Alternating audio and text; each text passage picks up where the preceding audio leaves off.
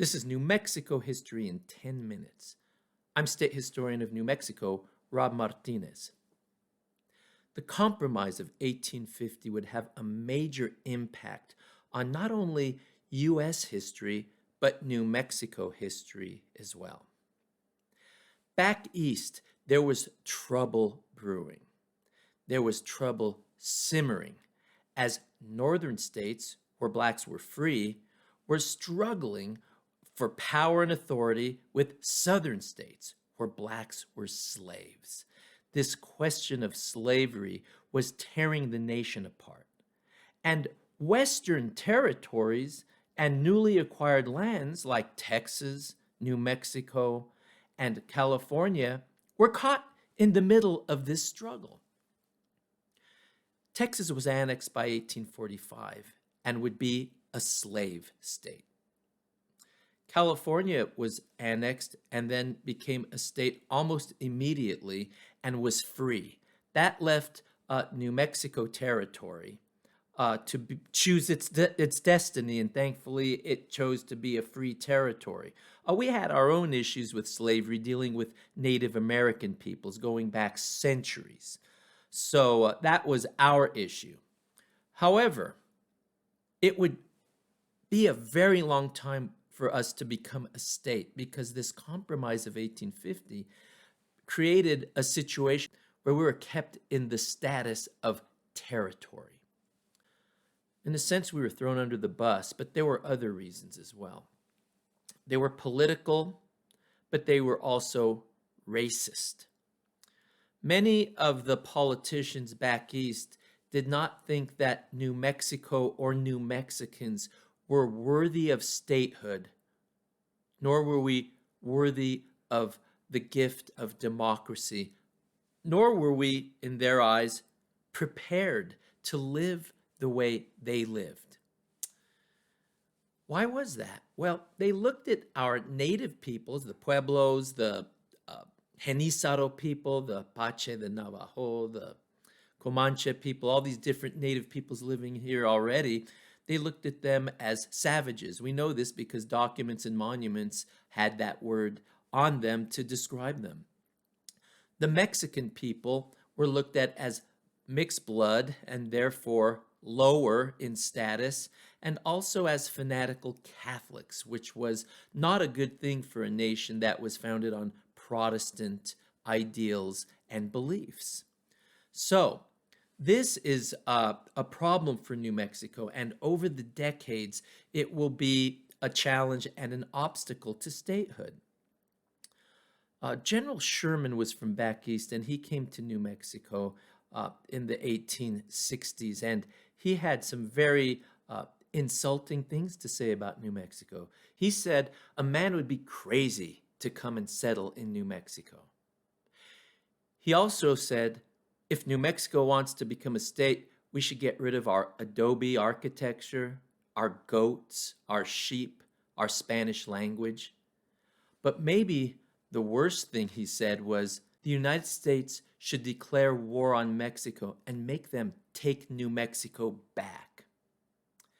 These were the types of attitudes that kept us from being a state. Not that we didn't try.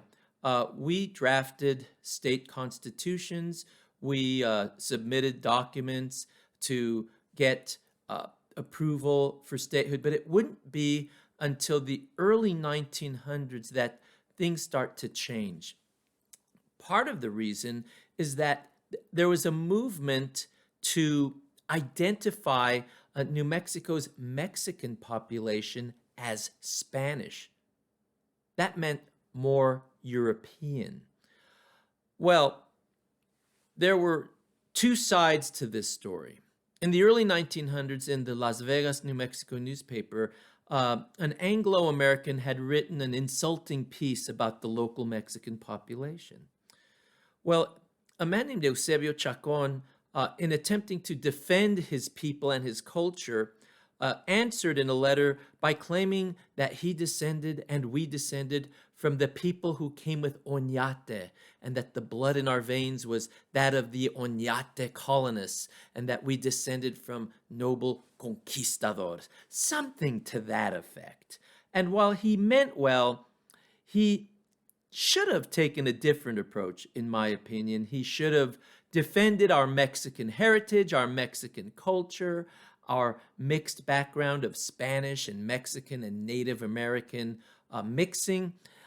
Instead, this starts a movement where New Mexicans start to identify as Spanish, and Americans start to look at us as people who descend from European Spaniards and therefore are worthy of statehood. So this is one of the movements that changes our cultural identity and our self-perception as well. It's not just in New Mexico. In the late 1800s and early 1900s, there's also that movement in California where the Mexican population start to identify as Spanish, as descending from noble Spanish families. Mexican restaurants start to identify as serving Spanish food. And we see this evolution taking place over the course of about 50 to 60 years from the mid-1800s to the early 1900s. It's a movement, a social and cultural movement that will impact us for another 50 to 100 years into modern times.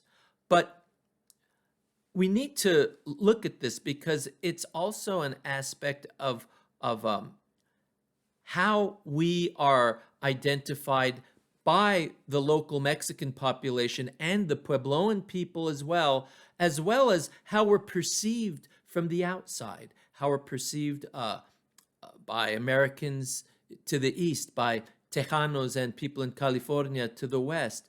Arizona was part of New Mexico initially. If you look at the census records for 1850 and 1860, but it's shortly after 1860 that a line is drawn down the middle of the New Mexico territory, and Arizona becomes her own territory. But it's interesting to look at those old maps and see Rio Arriba County extending all the way to California.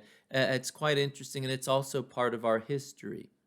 But nonetheless, this is what's going on. Documents in New Mexico during the territorial period are in both English and Spanish.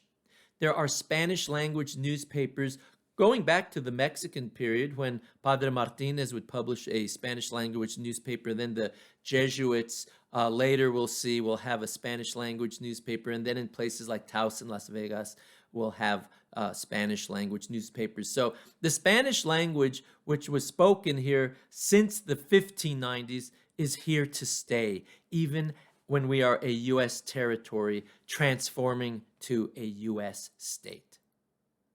That's it for now. See you later. Goodbye.